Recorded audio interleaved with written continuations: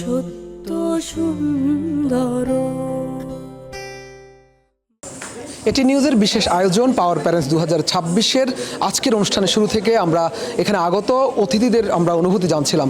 অনুষ্ঠান শেষে আসলে অতিথিরা কেমন অনুভব করেছেন এবং বিশেষ সুবিধা সম্পন্ন শিশুদের সাথে সময় কাটিয়ে তাদের কেমন লাগছে সেই বিষয়টি জানবার চেষ্টা করবো। আমাদের সাথে একজন অতিথি আছেন, তার কেমন লেগেছে সেই বিষয়টি আমরা জানবো। আজকে এই যে এত সুন্দর একটি আয়োজন, বিশেষ সুবিধা সম্পন্ন শিশুদের নিয়ে এই নিউজের উদ্যোগে এসেছেন এবং অনেকক্ষণ সময় কাটিয়েছেন, কেমন লাগছে সব মিলিয়ে কি বলবেন? আসসালামু আলাইকুম। আলহামদুলিল্লাহ, আমি আসলে আমাদের সম্মানিত এমডি স্যার, ম্যানসোল্ডের সম্মানিত এমডি স্যার আব্দুল হান্নান স্যারের অনুরোধে এখানে আসি এবং করেন যে আসলে এই ধরনের মানবিক প্রোগ্রামগুলোতে অ্যাটেন্ড করার জন্য। তো সার্বিকভাবে আসলে উনি ব্যস্ত কারণ আসতে পারেন না এবং আমি এসে আসলে যে বিষয়টা আমি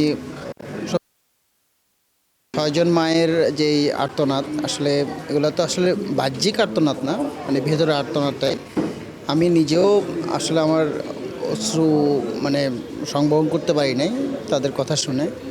এই ধরনের সন্তান যারা আছে তারা কি পরিমাণের যুদ্ধ করতেছে এটা ওনারা জানে এবং ওনাদের আল্লাহ জানে। আসলে এটিএন নিউজকে এই জন্যে বিশেষ ধন্যবাদ দিব যে এই ধরনের যে স্পেশাল চাইল্ড যারা আছে পরিবারকে অনুপ্রেরণা দেওয়ার জন্য এই আয়োজনটা করেছেন।